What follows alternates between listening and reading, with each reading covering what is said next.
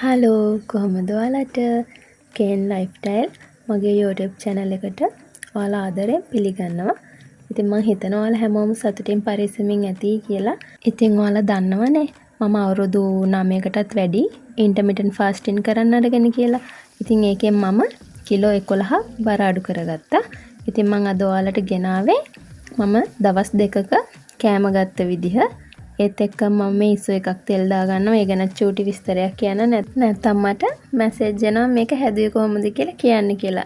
මම ඉස්සලාම සුදු ලුණු ටිකක් තමයි තෙලට දාගත්තේ. සුදු ලුණු මම තලලා තමයි එකතු කරගත්තේ.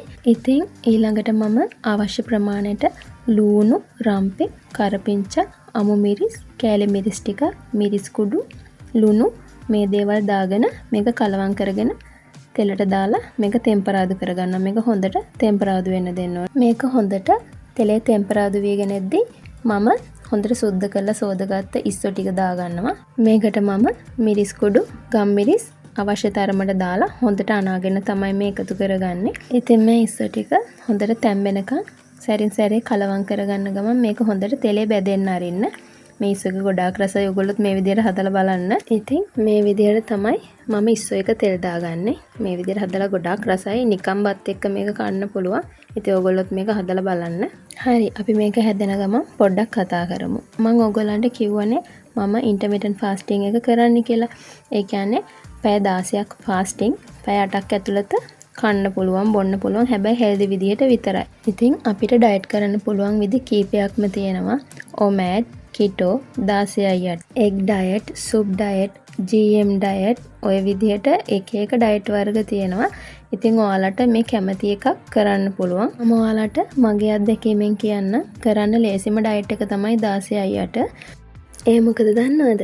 අපි ආස විදිහට අපිට ඕන කෑමක් මේ ඩයට් ප්ලෑන් එකේදී ආස විදිහට කන්න පුළුවන්. ඒ කියන්නේ අනවශ්‍ය විදිහට නැතුව සීමාවක් ඇතුව ඔයාලට කන්න පුළුවන්. ඉතින් ඒ ගැන ඔයාලා බය වෙන්න එපා. ඔයාලට රස කෑම හදාගෙන කන්න පුළුවන් ඩයට් කරද්දී ඕන තරම් රස කෑම තියෙනවා හදාගෙන කන්න පුළුවන්. මම රෙසිපි කීපයකුත් මම දාලා තියෙනවා. ඔයගොල්ලෝ ඕනනම් ඒවා try කරලා බලන්න.